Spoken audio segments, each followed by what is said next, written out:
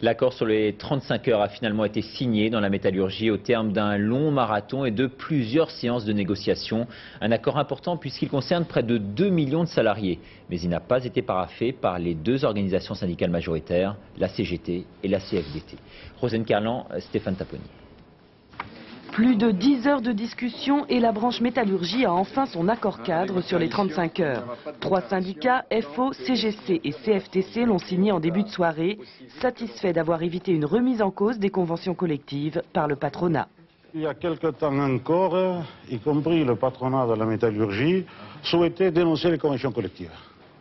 Et que pour nos 3 organisations qui sont attachées à cette politique conventionnelle que nous avons construite au sein de la métallurgie, c'est quand même pas un mince résultat que d'aboutir aujourd'hui à ce qu'elle soit non seulement préservée, mais améliorée à travers le texte que nous avons négocié au long de ces longues journées.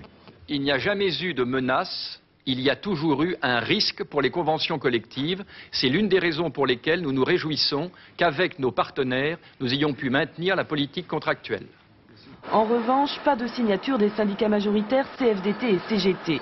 Ces derniers estiment que l'accord ne permet pas aux 1 800 000 salariés du secteur de travailler réellement 35 heures par semaine.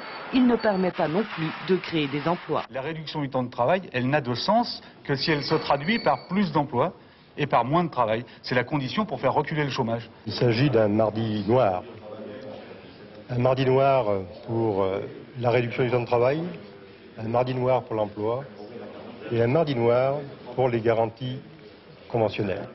L'accord, qui ne s'appliquera qu'au 1er janvier 2000, permet en effet aux patrons d'augmenter les heures supplémentaires pour compenser le passage aux 35 heures. Autrement dit, de gagner en flexibilité. Pas question de parler ici de création d'emplois. Pour cela, il faudra attendre que les entreprises du secteur négocient à leur tour des accords. Toujours dans le domaine économique,